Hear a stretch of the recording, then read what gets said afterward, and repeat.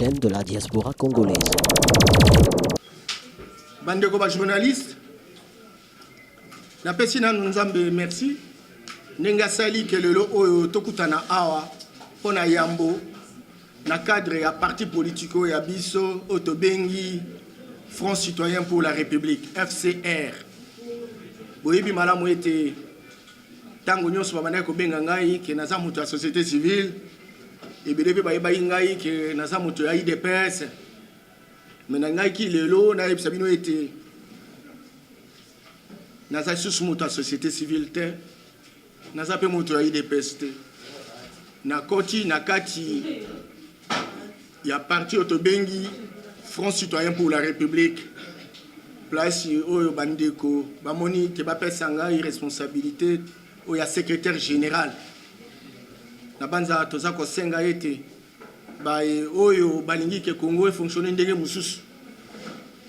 Baya ezala ba journaliste, ezala ba agent de l'État, ezala ba paysan, ezala ba docker, ezala ba chauffeur, ezala mutu nyonso ya moni ke moko ezala soni parce que mpasi eleki. Mutu moko aza kotosa biso na mokimo mbate boya to sangisa makanisi. Po tango nyonso to kansaka ete ba noko na biso mindele kandi bazala kamalamu. Lelo to bandai ku imiter bango, mais et pas bango ba méthode ba bandai ku utiliser nyonso elembi crise ekoti. Ce qui biso pe to kolanda kaka nyonso bango azolo to kolonga te. Ce qui peut te yokani ke mayele pe ya biso nzamba pesa biso eko kosunga quelque chose. Boya to za ensemble à partir ya parti oyo eza parti ya moyibite. Ils avaient parti à critiquer Moutouté. Ils avaient parti à peuple congolais pour défendre le Congo parce que le Congo a éliqué à cause de la locomotive en Afrique centrale. Pourquoi pas en Afrique mobile? Si on tenir ce point de presse, je ne vais pas non plus être ingrat pour ne pas remercier ceux qui, de près ou de loin, ont bien voulu contribuer pour que ce point de presse intervienne ce jour. Je ne vais pas non pas aussi oublier les journalistes qui, malgré leurs occupations, ont bien voulu répondre de manière spontanée à ce point de presse. Comme vous pouvez bien le remarquer, Norbert Yamba, c'est un acteur connu au pays de par son activisme, que ce soit au sein de la société civile, que ce soit au cours de mon parcours à l'IDPS. Il est fondamentalement utile lorsque on prend la responsabilité de prendre une direction donnée. Il est important véritablement de préciser les choses pour éviter toute confusion possible. Si hier, vous m'avez connu comme cadre de l'IDPS, ou à un moment donné, j'ai fait office d'un acteur majeur de la société civile du Congo, il faut reconnaître qu'aujourd'hui, plus que jamais, j'ai pris la responsabilité devant l'histoire, devant la nation, de pouvoir faire véritablement la politique active. En devenant, comme vous pouvez bien le remarquer, secrétaire général de notre parti qui vient d'être créé, dénommé Front Citoyen pour la République. Je l'avais annoncé il n'y a pas une semaine, ce parti est déjà opérationnel. En attendant que la direction politique ne siège pour que nous puissions avoir une direction complète, avec des animateurs bien précis, il est fondamentalement que c'est moi qui assure le pilotage de ce parti jusqu'à preuve du contraire. Beaucoup se poseront la question de savoir pourquoi aujourd'hui Yamba, qui était à l'IDPS, un parti qui a prédilection dans l'opinion, puisse véritablement aujourd'hui devenir membre ou militant du FCR, le Front Citoyen pour la République. Chers compatriotes, bien qu'étant journaliste, il est important de savoir que nous sommes des compatriotes congolais. Notre pays, c'est le Congo. C'est notre plantation. C'est notre village. C'est notre église. Dieu nous a doté une méga nation.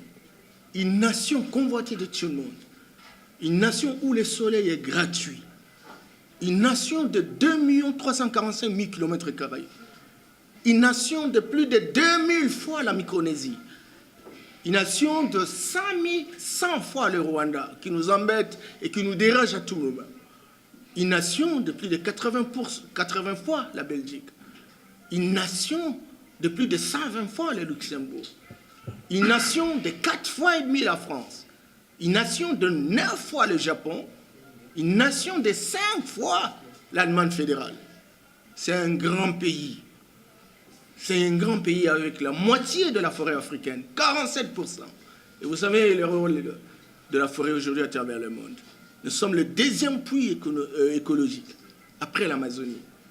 Dans le bassin du Congo, nous avons 135 millions d'hectares de forêt. Et vous savez qu'aujourd'hui, avec la croissance verte, avec l'économie verte, c'est justement la forêt qui devient véritablement le socle de toute économie du monde. Donc nous assumons la deuxième position après l'Amazonie. Nous sommes un scandale géologique. Qui ignore aujourd'hui que le Congo a tous les minéraux? Une étude récente qui a été démontrée dans les sites Katanga a révélé sur les 48 minéraux qu'on a trouvés, 12 n'existent nulle part au monde. Aujourd'hui, il y a la guerre à l'Est de manière répétitive. Pourquoi? Simplement parce qu'il existe ce qu'on appelle le coltan. 80% des réserves du monde. Et vous savez que l'électronique, vous savez que le satellite, vous savez tout ce qui est lié à l'électronique aujourd'hui, c'est fabriqué à l'aide des colombo-tantalite qui est le coltan. Nous en avons 80%. Et lorsque vous regardez la situation véritablement de notre budget, la situation de notre peuple, vous n'avez véritablement pas de relation entre, n'est-ce pas, la disponibilité des potentialités et la pauvreté accentuée véritablement de la population.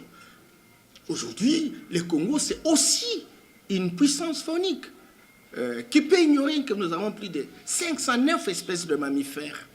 Nous avons plus de 1000 types d'oiseaux qui convoitent et qui est convoité par le monde. Nous avons plus de 350 sortes d'espèces de reptiles. 100 espèces de primates. Vous savez, le bonobo aujourd'hui, ça fait beaucoup d'argent à travers le monde. Simplement parce qu'on veut étudier si véritablement l'homme noir est à l'état d'animalité zéro. C'est comme ça qu'il déverse de l'argent pour faire des études sur bonobo, etc. Mais nous en avons 100 espèces dans notre pays, dont le bonobo. Donc, nous sommes une puissance halieutique. Et vous savez que dans le monde, il y a des grandes entités qui ont véritablement autant de poissons, avec des lacs et compagnie poissonnés. Et nous avons 150 000 espèces de poissons.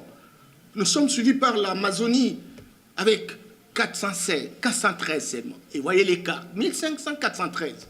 Et donc, nous ne continuons qu'à importer véritablement les chinchards, etc., qui du reste sont des poissons. Il faut être en Belgique, il faut être en France. Vous comprendrez que ces poissons ne sont plus mangés là-bas, si ce n'est que des poissons envoyés chez nous qui sont plus d'usage et qui véritablement servent de nourriture des chiens. Nous sommes une puissance énergétique qui oublie que le tiers-monde dans son ensemble, lorsque vous prenez l'Amérique latine, vous prenez l'Asie et vous prenez l'Afrique, 50% des potentialités énergétiques du monde. Sur les 50% du tiers-monde dans son ensemble, le Congo, notre pays, à 25%, 25%, la moitié. Et pourtant, lorsque vous prenez la moyenne, c'est 165 kWh. Mais le Congo n'atteint même pas la moyenne, bien qu'ayant des grandes potentialités. Et la preuve, c'est que, un peu presque partout, il y a l'obscurité, on ne peut pas avoir des sociétés, on ne peut pas avoir des industries, on ne peut pas véritablement créer une chaîne de valeur ajoutée, parce que véritablement, nous n'avons pas l'électricité disponible, nous n'avons pas l'eau, etc. Et pourtant, nous sommes le premier pays qui a la grande quantité d'eau douce recherchée à travers le monde. Donc, nous sommes dans une sorte de paradoxe. Un paradoxe entre le pays riche, extrêmement riche, Dieu nous a tout donné, mais un pays extrêmement pauvre. Aujourd'hui, il y a des indices qui ont été démontrés par le PNUD, le AFAO qui vous dit qu'il y a 80% de populations qui sont très pauvres. Vous savez qu'aujourd'hui, il est très clair que nous avons un revenu par habitant de l'ordre de 400 à 500 $ par habitant. Lorsque vous faites le calcul par mois, nous avons 1,4 $ par mois. 1,4 $ par mois. Lorsque vous prenez 100 par jour, vous n'avez rien. Donc le Congo est dans la pauvreté la plus abjecte. Alors maintenant, lorsqu'on analyse comment nous fonctionnons, lorsqu'on analyse les méthodes, les solutions qui sont données, que ce soit par le gouvernement, que ce soit par les acteurs politiques, on se rend finalement compte comme si Dieu ne nous a pas donné l'intelligence. Sincèrement, c'est comme Dieu ne nous a pas donné l'intelligence. Vous savez, les mêmes solutions qui ont été appliquées dans les années 1920, dans les années 1960, dans les années 1990, ce sont les mêmes solutions qui continuent jusqu'en 2016. On dirait qu'on n'a pas photographié la situation. On dirait qu'on n'est pas en train de voir la situation. Et pourtant, nous avons copié la Constitution, n'est-ce pas, du droit romain. Nous avons copié la Constitution, n'est-ce pas, du droit français. Et nous, aujourd'hui, très très clair, que même en France, même aux États-Unis, l'Europe dans son ensemble est en train de traverser une crise très grave. Une crise très grave. Et donc, les institutions sont essoufflées. Les institutions sont obsolètes. Les institutions ne sont plus adaptées par rapport à la situation. Et donc, la pauvreté tente véritablement d'envahir la population à travers le monde. Et donc, si, chez les Occidentaux, la situation ne va pas, et puis à priori chez nous, et c'est comme ça que de temps en temps, on se complaint lorsqu'on réalise un revenu, un budget de 4 milliards de dollars, on croit qu'on a fait des choses exceptionnelles, et pourtant, la Chine, qui était presque la même situation dans les années 60 avec nous aujourd'hui, est à plus de 11 000 milliards de dollars de produits intérieurs bruts. Lorsque vous prenez par exemple le Brésil, qui avait la même situation que nous, est à 3 000 milliards de produits intérieurs bruts. Lorsque vous prenez l'Inde, c'est 2 400 milliards de produits intérieurs bruts. Et donc, nous sommes à 40 milliards, 45 milliards. Lorsque vous prenez l'Afrique, d'une manière générale, il y a 5 locomotives en Afrique. En Afrique du Nord, vous avez l'Égypte, avec 285 milliards de dollars de produits intérieurs bruts. C'est la locomotive. Et vous avez, parmi les 10 pays les plus riches d'Afrique, vous avez la Tunisie, vous avez l'Algérie, vous avez l'Égypte. Et donc, ces pays-là, le Maroc, avec un revenu de plus de 5 000 $ par habitant par an. Mais lorsque vous regardez en Afrique australe, c'est l'Afrique du Sud, le pays le plus riche d'Afrique. Et donc, 400 milliards de dollars par habitant, parmi les pays émergents. Et lorsque vous regardez, n'est-ce pas, en Afrique de l'Est, l'Éthiopie qui hier était un pays affamé. Écoutez, aujourd'hui, l'Éthiopie a 287, la locomotive. Et lorsque vous comparez l'Éthiopie, vous regardez le Kenya, vous regardez la Tanzanie, ce sont des pays qui avancent. On dirait que vous êtes en Europe. Et lorsque vous regardez en Afrique de l'Ouest, vous avez le Nigeria. Et vous savez, le premier milliardaire de l'Afrique, c'était Nigeria. Mais ce sont des Noirs, ils sont de l'Afrique subsaharienne. Et donc, ils ont 520 milliards de dollars de produits intérieurs bruts. Mais la locomotive en Afrique centrale, c'est le Congo-Kinshasa. Avec ses potentialités, je l'ai démontré. Mais vous savez, c'est combien? 40 milliards. Donc, le Congo est à genoux. Le Congo est en disparition. Le Congo ne va pas survivre. Tout est bloqué. Au-delà, véritablement, de la situation actuelle où les gens parlent de constitution. Même si on respectait la Constitution, lorsque vous regardez les méthodes et les modèles de gestion de gouvernance de la République, on ne peut pas changer la situation de notre pays. Et donc, nous avons dit, allons-nous laisser le pays comme ça, pour avoir été pendant longtemps consultant international dans beaucoup d'institutions, on a sillonné à travers le monde. On s'est finalement rendu compte qu'il y a beaucoup d'expérience, il y a une des grandes capacités, le pays est bloqué, il faut l'oxygéner, il faut défendre la République, il faut lutter contre la pauvreté. Et c'est comme ça qu'avec les amis, nous avons dit, comme dit-il, que non seulement nous devons trouver une réponse par rapport aux problèmes actuels et ponctuels qui posent problème chez nous, autour de la problématique du respect du délai constitutionnel. Mais il y a aussi un problème de fond, parce que les institutions se mettent à place. C'est pour répondre, résoudre les problèmes de la population. Les questions de la population ne sont pas résolues. Et donc, il faut des méthodes qui permettent véritablement à lutter contre la pauvreté de notre peuple. D'où nous avons, avec les amis, mis en place ce qu'on appelle les Fonds citoyens pour la République. Ces Fonds citoyens pour la République, c'est un grand mouvement de restitution de la République aux citoyens, un mouvement qui ressout de la synergie des citoyens, les citoyens d'en haut, les citoyens d'en bas, qui véritablement deviennent des copropriétaires de la République, qui se disent qu'il faut arrêter avec la mauvaise gestion, il faut produire des richesses, il faut mettre l'accent sur la technologie, il faut mettre l'accent sur la recherche fondamentale, il faut mettre l'accent sur la recherche appliquée pour construire une dynamique de croissance, de richesse, etc. Et la croissance des richesses va permettre véritablement qu'on ait des moyens qui permettent de résoudre les problèmes de la population. Il faut un parti qui a des ambitions, pas un parti pour se positionner, mais c'est un parti qui vous dit, dans les 10 ans, dans les 30 ans, dans les 50 ans, surtout qu'en 2030, le Congo aura 112 millions d'habitants. Et regardez, nous sommes à 70 millions. Avec 70 millions, on n'est pas capable de nourrir la population. Et en 2050, on sera à 150 millions. Donc, ça sera le double de la situation d'aujourd'hui. Et si, avec la même intelligence, avec la même méthode, ou quand on produit quelque chose, on achète quelque chose occasionnel, on croit qu'on a fait des choses phénoménales. Il faut donc libérer l'intelligence. Il faut donc libérer le bon sens. Il faut donc permettre véritablement que le Congo puisse bien fonctionner. Et je vous dis, à toute sincérité, et Dieu me voit, la responsabilité qui est la nôtre, c'est aujourd'hui d'utiliser l'intelligence à la base de la lutte contre la pauvreté. Et avec les amis, avec un profil et le background qu'on nous reconnaît, nous allons nous battre pour que véritablement ce pays puisse changer. Je sais, mes chers mesdames et messieurs les journalistes, que notre pays fonctionne dans des raccourcis. Le raccourci, c'est-à-dire on veut gagner facilement, on veut manger, on veut jouir. Et il est difficile qu'on ait des personnes qui croient à 30 ans, à 50 ans. Et quand quelqu'un amène un discours qui vous dise, voilà, dans 30 ans, ce qu'on va faire, quelqu'un se pose la question, va-t-on arriver à 30 ans, il faut que je mange aujourd'hui. C'est peut-être ça, la douleur d'enfantement. Mais nous croyons sincèrement à la capacité de notre peuple de se transformer. C'est pour cette raison que nous avons voulu créer ce parti politique. Créer ce parti politique pour lutter, pour défendre la République.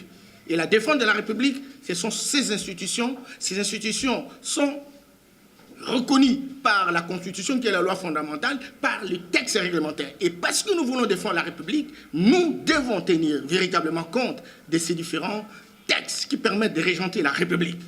Deuxième chose, ces textes ne peuvent rien servir si on ne lutte pas contre la pauvreté. Il faut des méthodes, il faut des stratégies innovantes. Nous croyons avoir le profil et la capacité nécessaire pour que nous puissions générer d'autres alternatives qui permettent véritablement de donner solution aux problèmes de notre peuple. Et troisièmement, je voudrais lancer un appel solennel à tous les Congolais. Je sais qu'il y a beaucoup de Congolais aujourd'hui dans la presse. Et la presse est un quatrième pouvoir. Quatrième pouvoir parce qu'elle permet véritablement de livrer les informations. Et l'information est la matière première de la connaissance. Et s'il n'y a pas de... Quand on est ignorant, on est complètement perdu. Nous croyons sincèrement, il faut qu'à un moment donné que la légitimité, la spontanéité dans la défense de notre pays soit véritablement le leitmotiv de tout le monde. Nous croyons sincèrement que la presse sera avec nous pour nous soutenir. Nous avons des idées. Nous avons des idées. À l'intérieur comme à l'externe. Et on nous reconnaît par rapport à ça. Et nous sommes capables véritablement d'agir dans le sens de transformer la République. Nous demandons également à tous les paysans qui sont disséminés à travers le pays, qui aujourd'hui ne peuvent pas vendre leurs produits, qui aujourd'hui sont privés des routes et des desserts agricoles. Il y en a 88 000. On a simplement travaillé pendant tous ces temps. Dans les 50 ans de notre indépendance, 2 000 seulement, sur les 88. Sur les 145 000 km, 1000 km de route, on a travaillé seulement sur 2 500. Sur les 14 000 km de voies ferrées, de voies fluviales, on n'a même pas commencé à baliser la fleuve.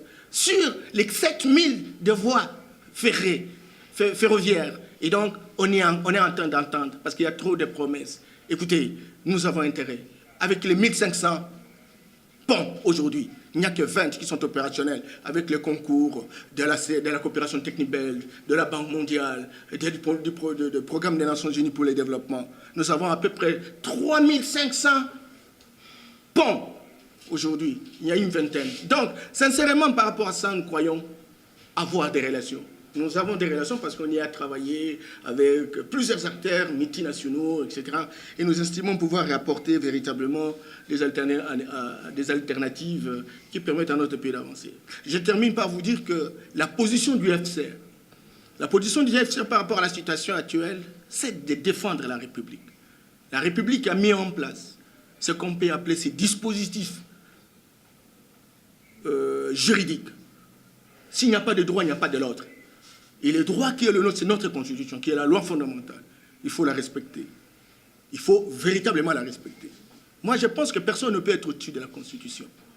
Et si dans l'hypothèse qu'on se trouve dans une situation bloquée, je pense qu'on peut aller dans une situation de philosophie pratique politique. On fait quoi pour sauver? Mais ce qui se passe aujourd'hui, ce n'est pas dans le sens de vouloir sauver, c'est dans le sens d'aggraver la situation déjà précaire. C'est pourquoi nous disons qu'on arrête avec ce qui se passe aujourd'hui. Il faut chercher des solutions au grand remède, c'est-à-dire des acteurs qui ont un poids politique et qui pensent Congo et qui sont capables véritablement de se mettre d'accord sans que quelqu'un puisse véritablement se présenter en termes d'avoir plus de muscles que les autres pour s'imposer dans la dynamique de la gestion de la République. Ceci étant, je réitère mon appel à tous les collègues qui sont dans les entreprises, tous les collègues qui sont dans l'administration publique, tous ceux qui travaillent dans le privé, les dockers, les chauffeurs, les journalistes, les professeurs d'université, les médecins, les syndicalistes, voilà l'occasion. Venez, on va travailler ensemble. On va travailler ensemble. C'est la discussion, c'est l'intelligence qui va primer. Nous ne sommes pas dans la logique de la force, du droit de la force. Nous sommes dans la logique de la force du droit. Ce sont les échanges. Et je crois que ce sont les échanges qui peuvent sauver la République pour relever le vrai défi, qui est celui de lutter contre la pauvreté. Merci bien. OD Télévision, la chaîne de la diaspora congolaise.